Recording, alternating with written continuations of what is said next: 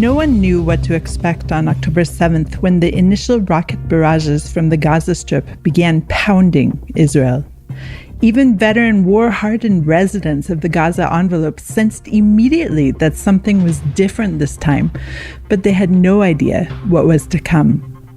Adele Raemer has lived on Kibbutz Nirim for the past almost 5 decades, just 2 kilometers from the Gaza border. On the morning of October 7th, she hosted a Facebook Live session a mere hour into the Hamas attack. This is just totally unprecedented. We've never, ever had anything like this before. First of all, it was a total surprise.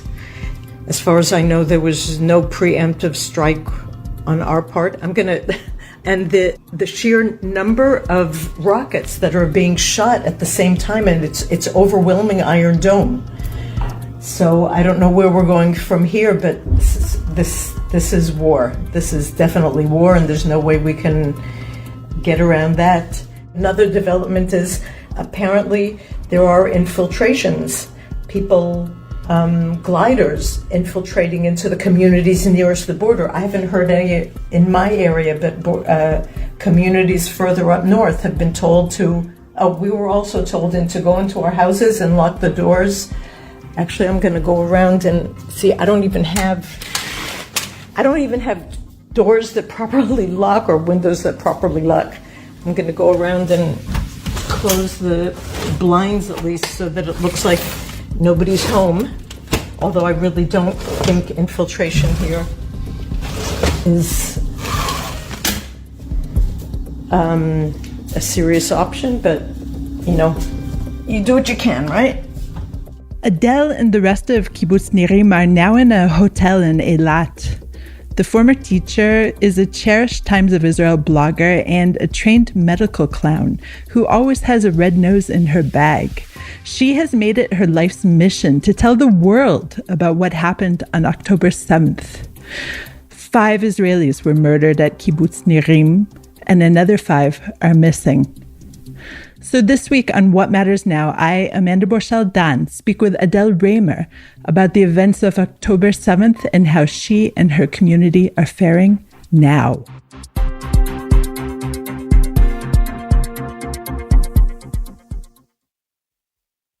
Adele, thank you so much for joining me today from your hotel in Eilat. Thank you for having me. We are going to talk about life before, during, and after the horrendous October 7th attack on Israel, the massacre that saw 1,400 people dead, mostly civilians, some of whom were your friends. I first of all would like to talk about, however, the kibbutz and how you approach the kibbutz. You've lived there my whole entire life. As far as I know, you joined the kibbutz in 1975. Is that correct? That's right. So tell us about Kibbutz Nirim. So Kibbutz Nirim is a kibbutz that was founded, it's one of the 11 Nekudot, the 11 points, that was founded in 1946.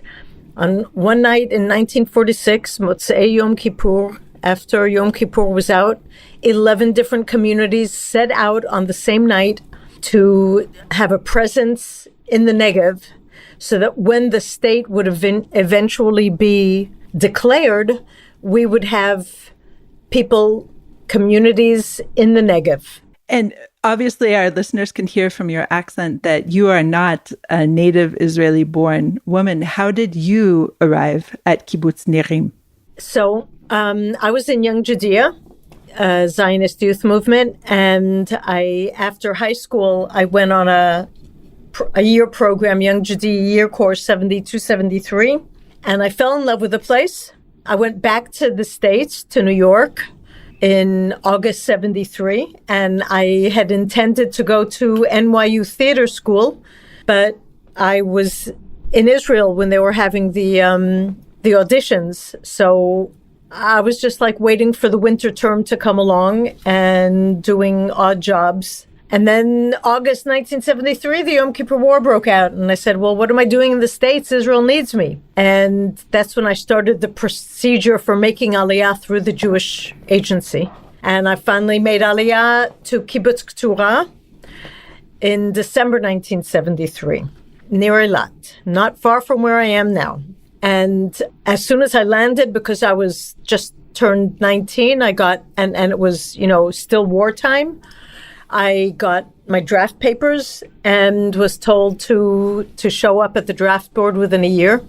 I went into the army, and in the middle of my army service, I realized that I wasn't really happy on Keturah. And that's how I got to Kibbutz Nirim, because I could only move someplace where the army would approve of. And Nirim, because it was on the border and it was a small kibbutz, I was able to go to Nirim. When I was in the army already on Nirim, my army service was there. I was stationed on Nirim, so it was like already home base. Home base, serving your community. And anyone who has been to a kibbutz throughout Israel, I mean, they differ obviously quite greatly, but it is an island of utopia, usually in the middle of some other type of country. In this case, of course, it's quite arid where you live. And yet I imagine your kibbutz is quite beautiful. It is beautiful and green. And we have amazing landscaping crews. And we have definitely fulfilled Ben-Gurion's dream of making the desert bloom.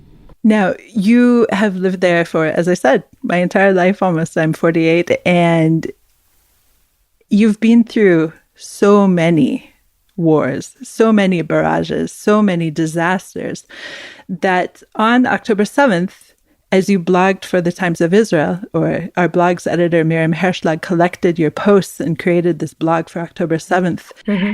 In the beginning of the barrages, you seemed blasé almost. This isn't your first rodeo. You've been down this road before.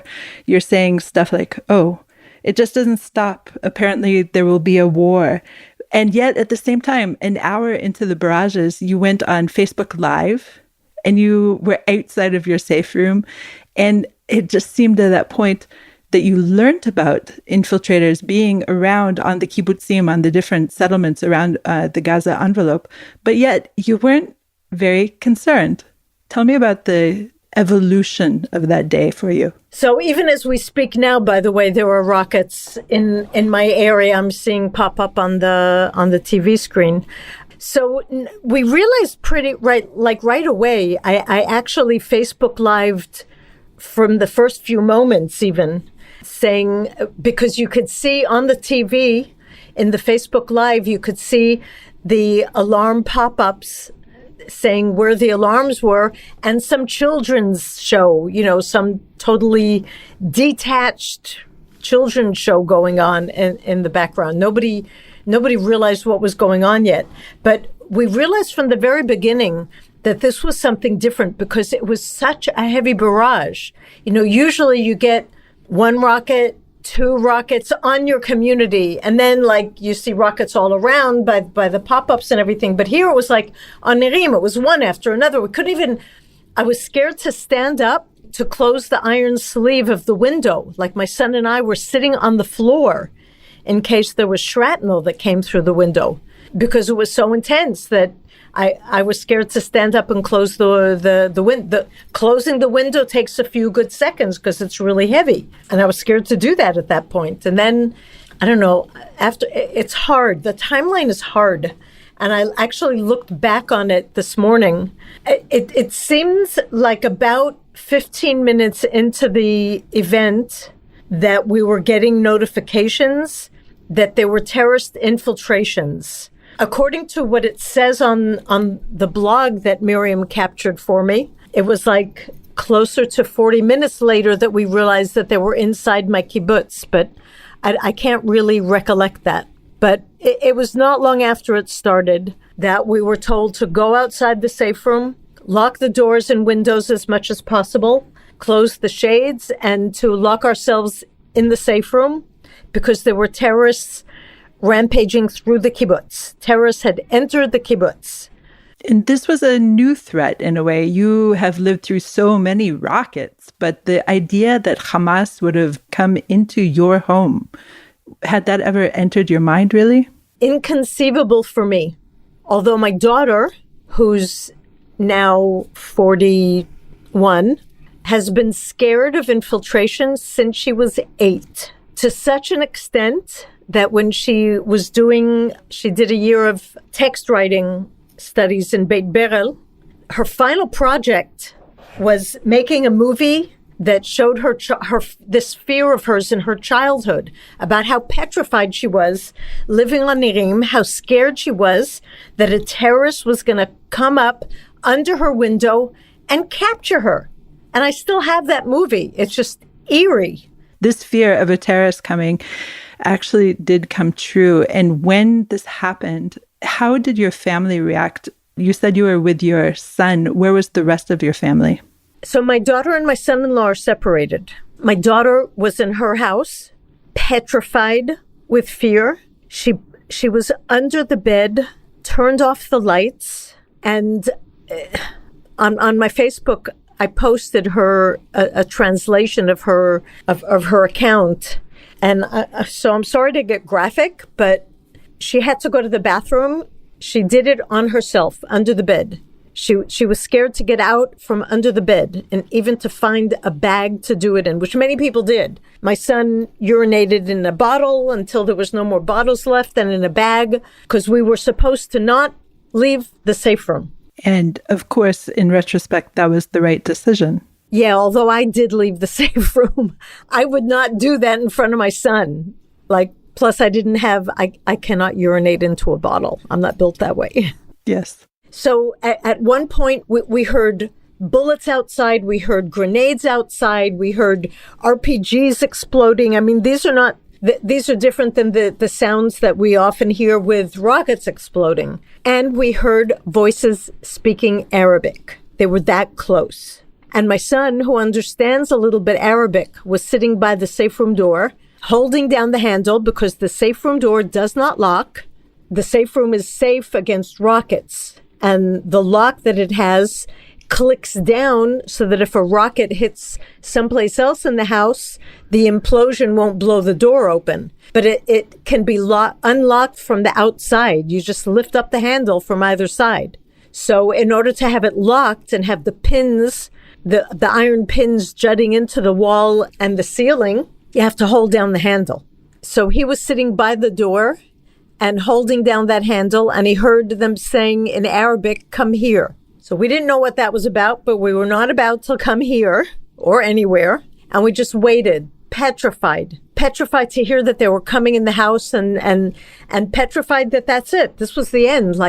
I've never seen such fear in my son's eyes, and I'm sure vice versa, than we did that day. We didn't say goodbye to each other. We probably did tell each other that we loved each other. I remember that. But we didn't say our goodbyes. About an hour later, things seemed to calm down, and I had to go. So I endangered us, and I did the wrong thing. And I opened up the safe room door as quietly as I could, so that if there were terrorists in the house, I would hear it and, close it immediately again. But I was in pain. I was already literally in physical pain. We're talking about 6:30 in the morning when we did not get to go to the bathroom after a night's sleep. And this was about 10.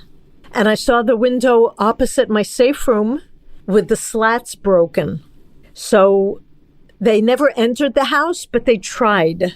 But they didn't try very hard, because if they tried really hard, if they'd really wanted to, it would have been very easy. So that Arabic "come here" was apparently somebody else calling whoever it was that was trying to break in, calling him over to something else. So whether it was divine intervention or dumb luck or my late husband watching over me, us, terrorists did not enter my house. But they did enter a house a few doors down and captured my neighbor Hannah, who is 79 years old and who I've known ever since I came to Nirim, and her 51-year-old son. And they're now someplace in Gaza. And the whole time we're in the safe room there, we have this internal messaging service. And we see people's messages. We see people's frantic calls for help. And we see them saying, the terrorists are in our house. They're walking around in our house. We can hear them. They're setting fire to our house. They're burning our house from the inside. They're trying to open the safe room. And we see this all happening live.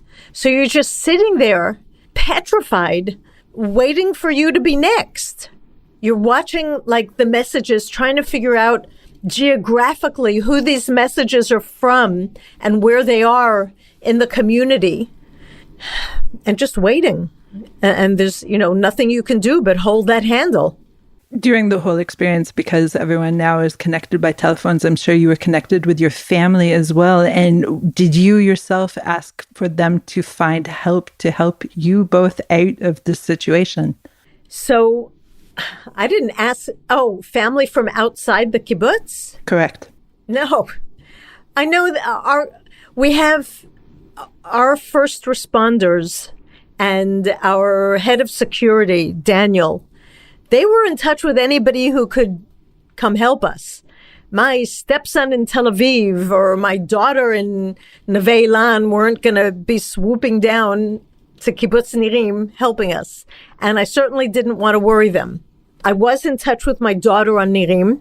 She, in times of stress, she is not very verbal with me, but I know that she is with friends. So I just, once an hour, I made it a point to send her a message, how are you? And she'd send me a thumbs up. But she was petrified. I know she was petrified and suffering terribly. What I didn't know was that my son-in-law, who's one of the first responders, so he's armed, but he couldn't go out and join the first responders because my 3 granddaughters, aged 2, 6, and 8, were in the safe room with him and he couldn't leave them alone.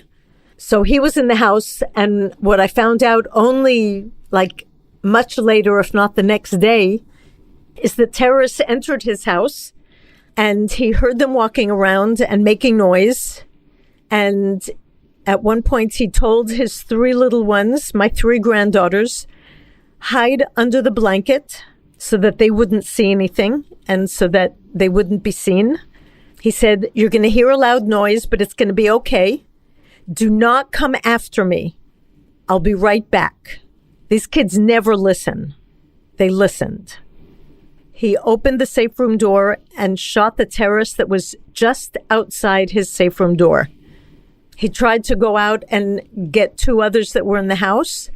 But when he got to the threshold, he saw numerous armed terrorists outside and figured he'd cut his losses and go back and protect his children. And I knew nothing about this while it was happening. Only afterwards did I discover it. Only last week when I went back to Nirim and I went back to his house, did I see it with my own eyes.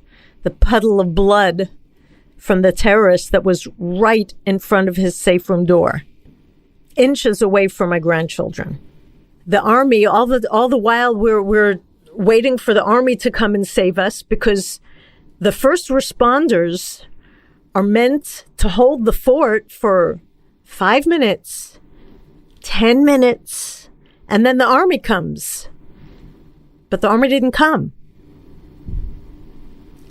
So there were 4 guys out there with weapons, 4 brave men who had some angel on their shoulders, because nothing happened to any of them. And one of the things I've been doing while here in Eilat, I've been recording, videotaping their accounts.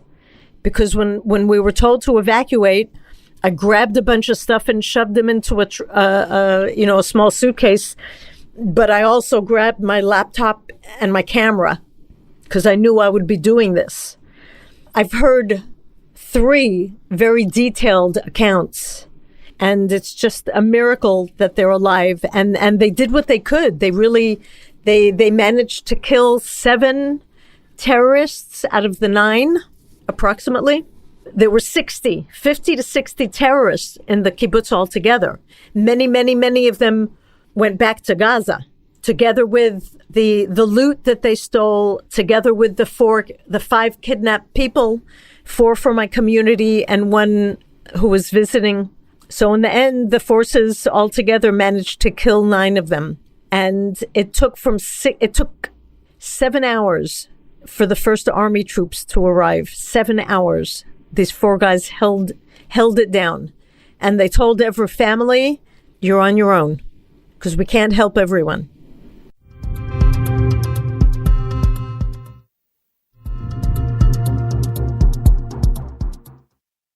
As a community, after the army arrived, you were brought together into one of the communal buildings, correct? Slowly, but yes, because we couldn't just step outside our doors. We had to wait for the army to get to us.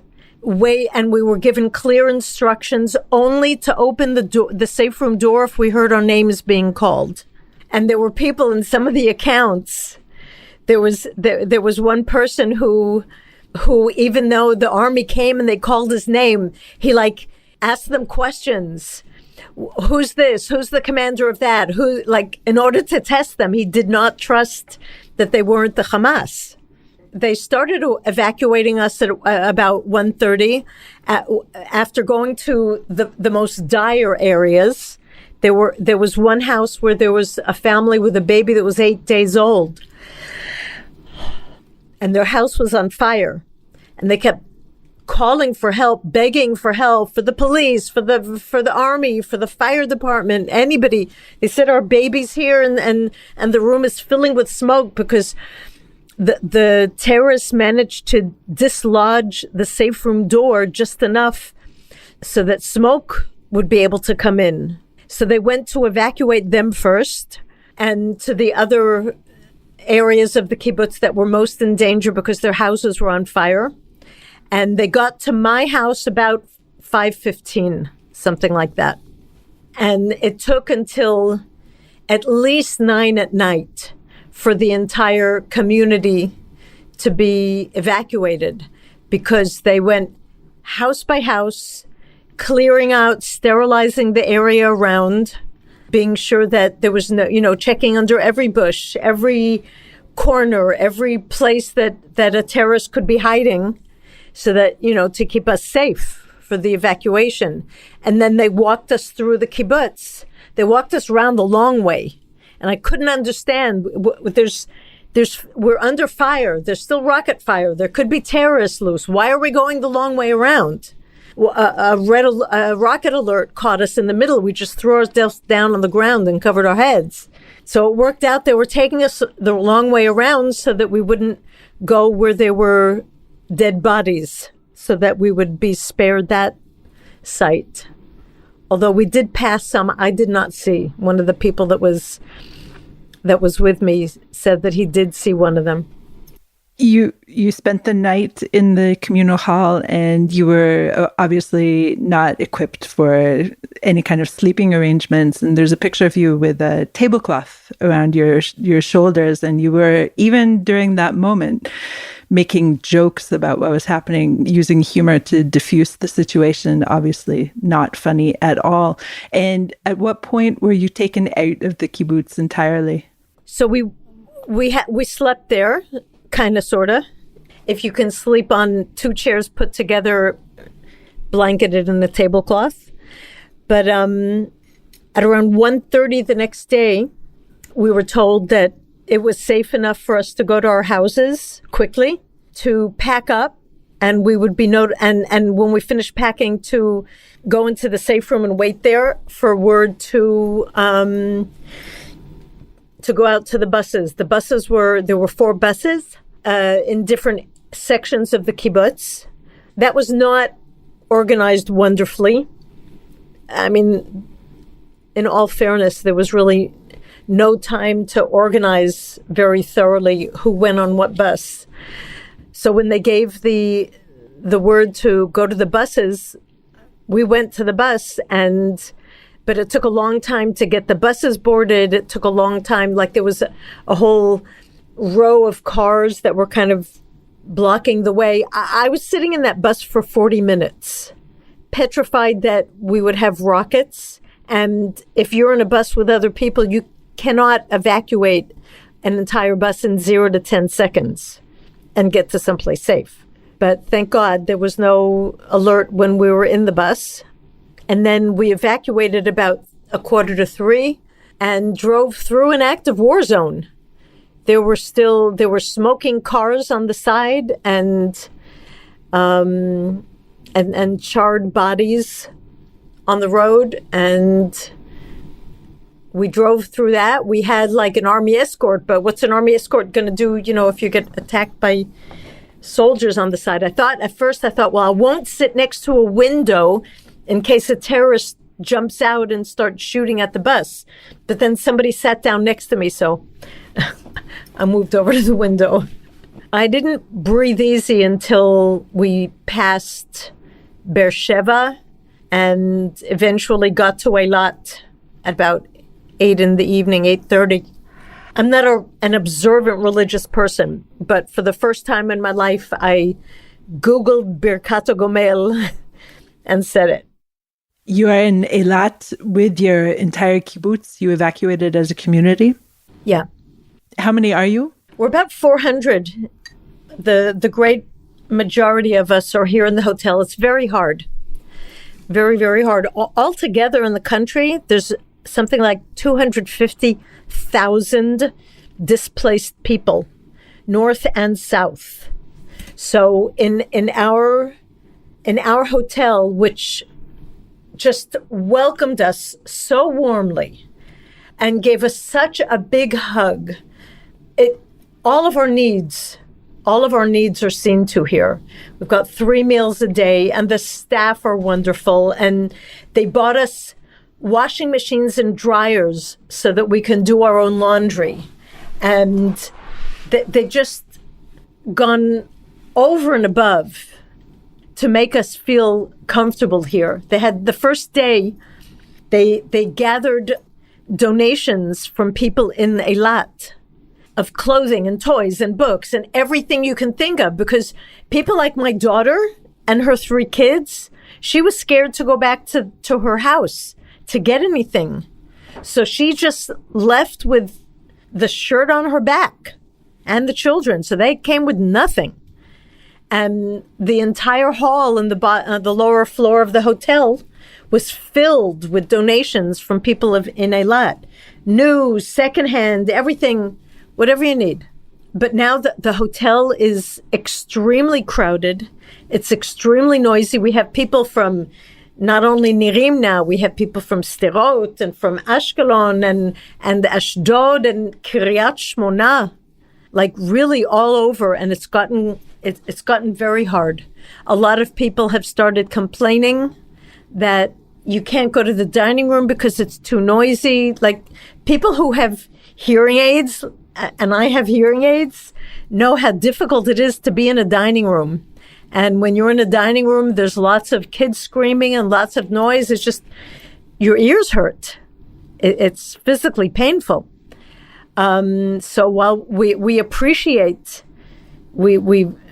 appreciate everything that's been done for us here, but the kibbutz, all of the kibbutzim, all of the communities are looking for other alternatives, in between solutions, so that we won't have to stay in the hotels.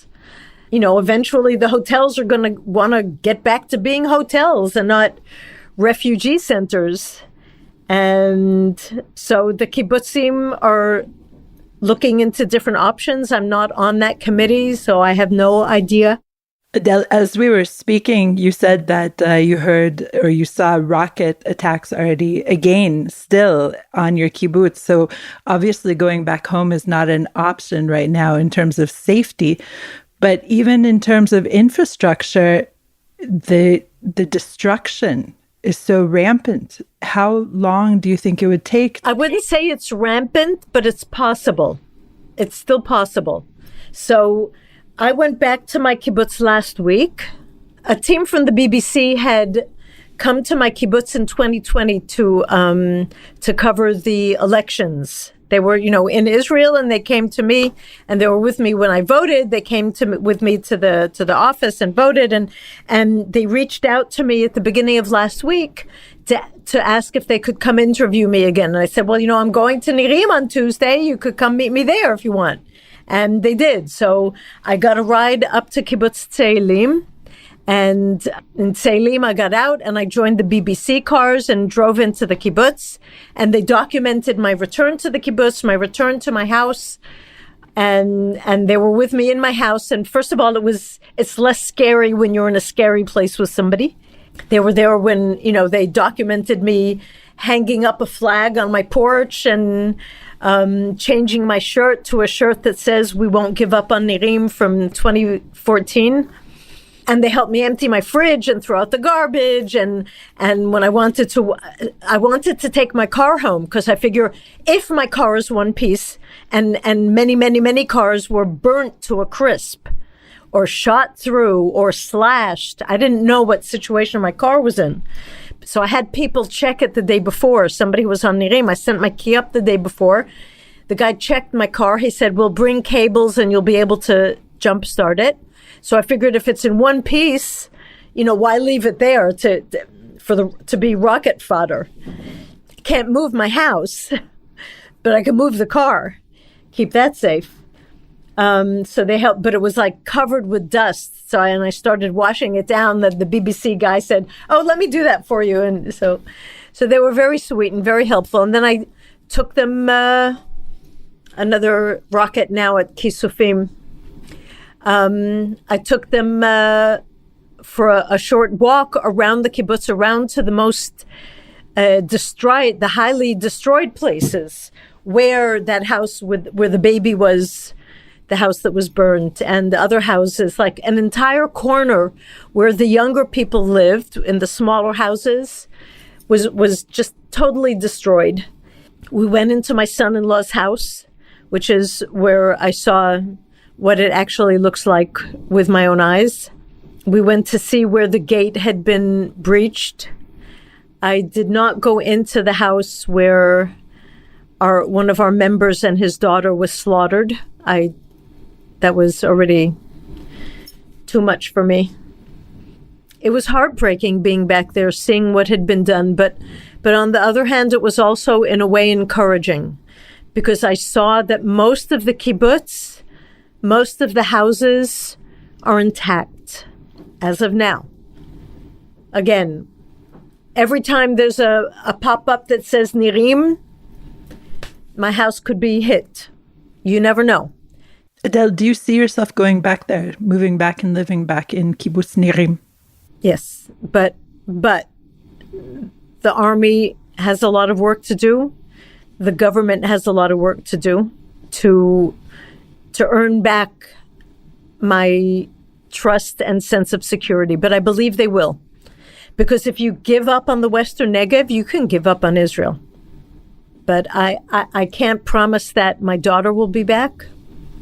I haven't even talked to her about it, and I'm not going to talk to her about it. I've heard from many people. I don't ask anybody, usually. I refrain from asking people because it's just too fresh.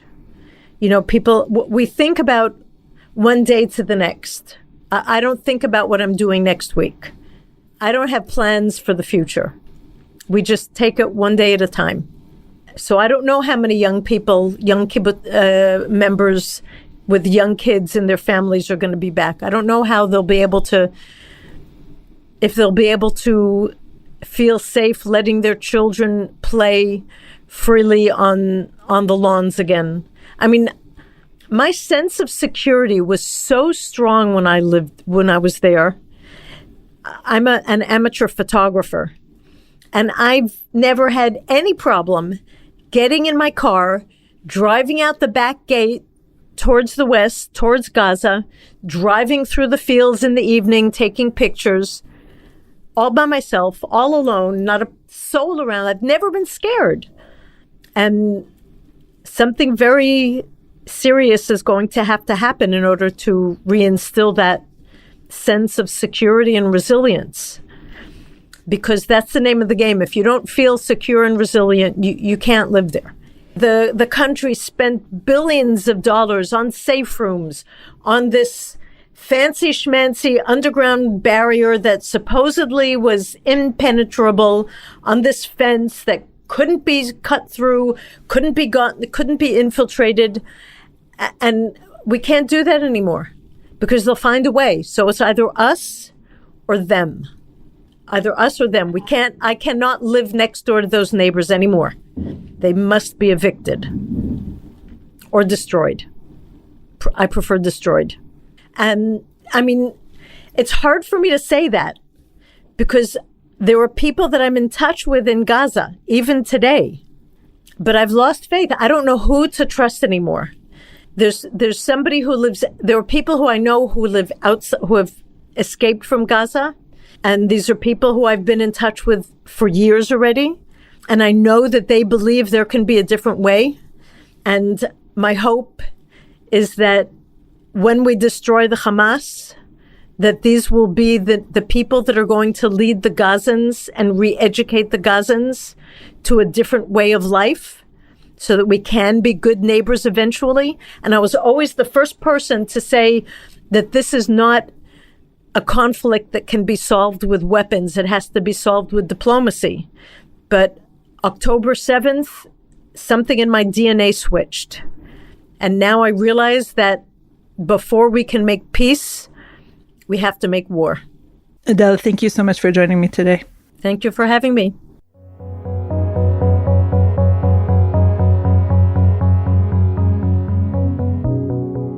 This week, Adele published a blog on the Times of Israel in which she discusses a new photography project she has launched. She's begun taking black and white portraits of her community members wrapped in a huge Israeli flag. Although they are currently transplanted to the most southern city of refuge, she writes on her blog that in this state of homelessness, home is where your people are. Nirim people are here. I'll leave a link to this and other blogs Adele has written on and since October 7th in the program notes. Special thanks to Charlie Summers for his help with What Matters Now transcripts. What Matters Now is produced and edited by the Podwaves. If you have comments about this or other episodes, please drop us an email at podcast@timesofisrael.com.